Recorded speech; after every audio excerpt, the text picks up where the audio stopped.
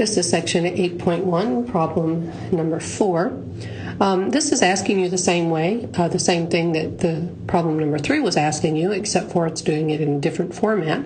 Again, it's wanting us to find a sub 1, a sub 2, a sub 3, and a sub 10. By the way, I say sub, the full word there is a subscript 1, a subscript 2, and so on. I'm just calling that a sub 1 as a shortened version of the word.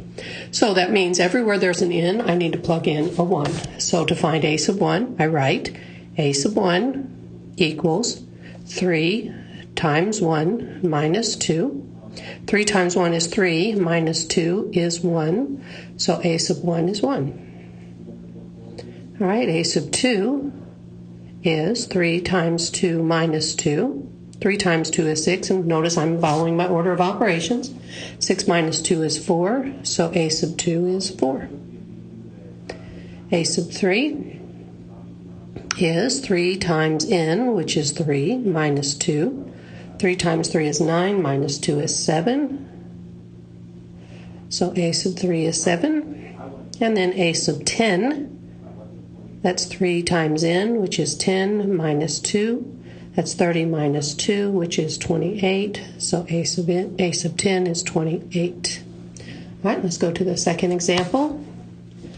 A sub 1 is negative 1 raised to the 1 plus 1 power times 1. Well, 1 plus 1 in the exponent is 2, and negative 1 times negative 1 is positive 1, and 1 times 1 is 1, so a sub 1 is 1. All right, let's go to a sub 2. A sub 2 is a negative 1 times 2 plus 1 times 2. So 2 plus 1 is 3. Negative 1 to the third power is negative 1, and negative 1 times 2 is negative 2. So a sub 2 is negative 2. And a sub 3 is a negative 1 times, raised to the 3 plus 1 power, times 3. Negative 1 to the fourth power, that's a positive 1, and 1 times 3 is 3, so the answer is 3. And a sub 4 is negative 1 raised to the, a sub 10 is negative 1 raised to the 10 plus 1 power times 10.